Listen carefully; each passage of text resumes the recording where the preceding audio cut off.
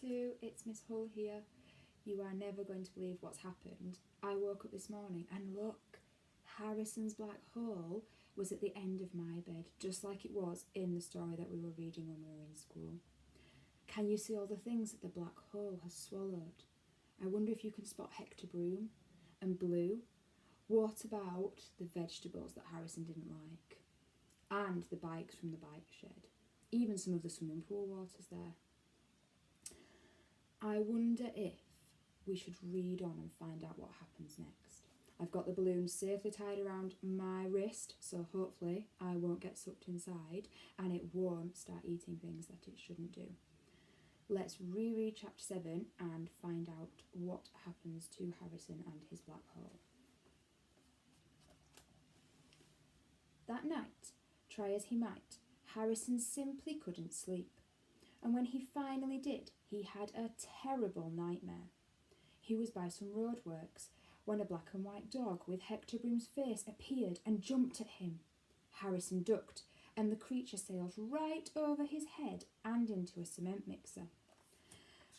By the time they got the animal out, the cement had set, freezing its furry body mid-leap, with just Hector's face peeping out, and his mother had to feed him through a straw until a vet arrived with a chisel. Harrison woke with a start.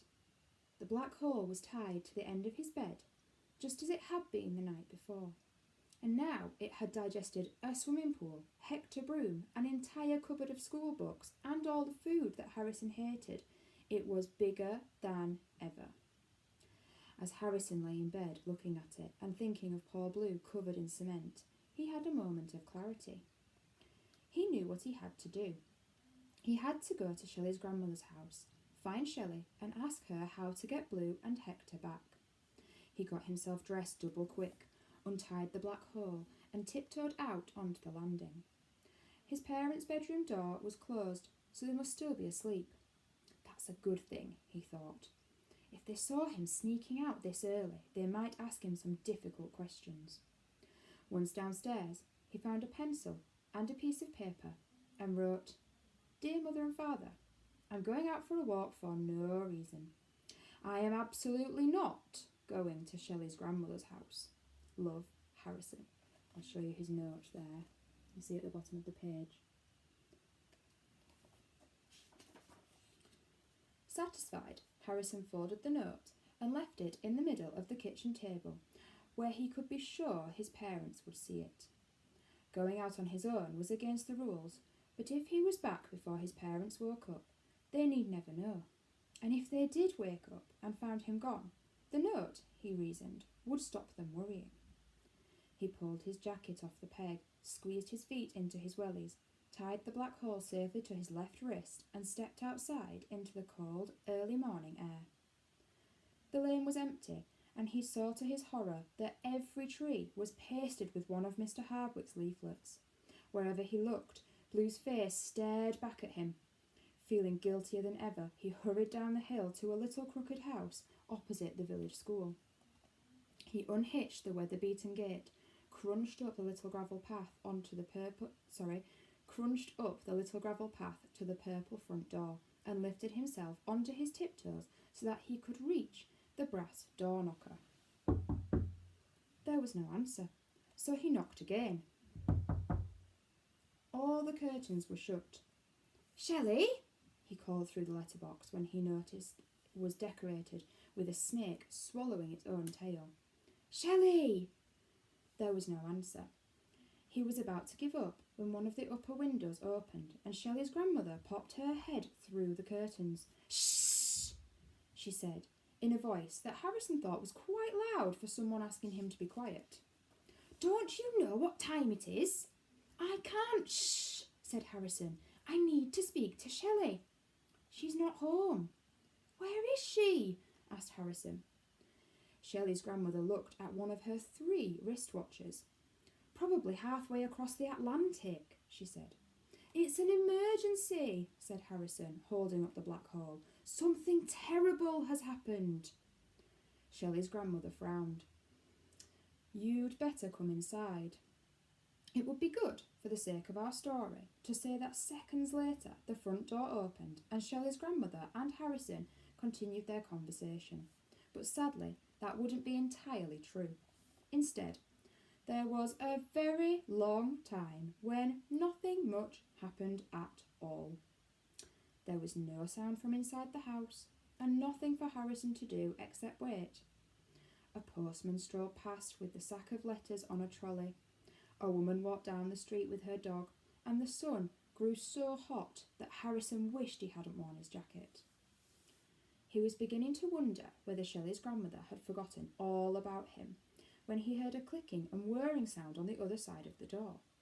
He peeped through the letterbox.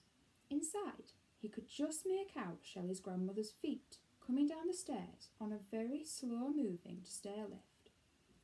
It felt wrong to watch someone when they couldn't see him, so Harrison closed the letterbox and waited patiently for the door to open. It didn't. The postman worked his way up the other side of the street, the woman returned with her dog, and Harrison took off his jacket. He took another peep through the letterbox. Shelley's grandmother's feet had made some progress, but they were still coming very slowly down the hall. Finally, just when Harrison was wondering whether he should come back after lunch, the door opened. If Harrison had thought the letterbox on the door was strange, the inside of the house was even stranger. For a start, all the curtains were closed, and the only light was cast from very old-fashioned oil lamps. And from every direction there came the sound of ticking. Harrison followed Shelley's grandmother down the hall to the sitting room and saw that every wall, shelf, tabletop and cubbyhole was home to some sort of clock. Digital clocks, wind-up clocks, pendulum clocks, bedside clocks, carriage clocks, cuckoo clocks, alarm clocks, grandfather clocks and maritime clocks, all of them clicking and whirring impatiently. "Sit," said Shelley's grandmother, indicating a footstool. "Thank you," replied Harrison. "Why do you have so many clocks?" he asked as he perched on the stool, keeping a careful hold of the black hole in case it accidentally swallowed something it shouldn't. That's what I'm having to do now. "Well, you see, I have a very important appointment and I don't want to miss it," said Shelley's grandmother as she shuffled towards an armchair and sat down stiffly. "What kind of appointment?" Harrison asked. "An appointment with destiny," said the old lady mysteriously. "Now, you say there's a problem with your black hole," she said, clearly wanting to change the subject. "Yes," said Harrison. "Someone fell into it, and I need to know how to get them out." "Who exactly?" "Blue. She's my next-door neighbour's dog. And a boy called Hector Broom from my school. So I really need Shelley's help. When is she coming back?" The clocks seemed to tick a little louder, as if to emphasise the long pause that followed.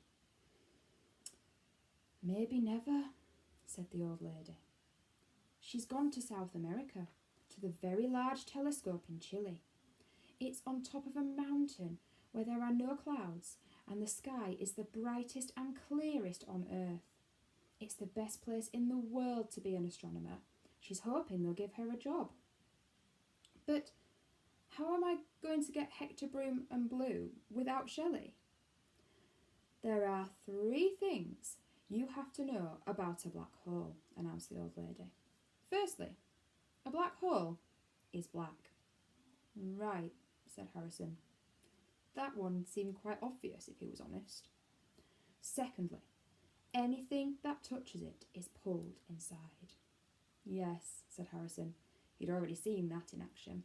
"And thirdly," continued the old lady, "once something is inside it can never come out." Unless what?" asked Harrison. The old lady was quiet for a moment, as if she was deciding whether to trust Harrison with one of her deepest secrets. "I think you had better come with me," she said finally. Harrison helped her to her feet.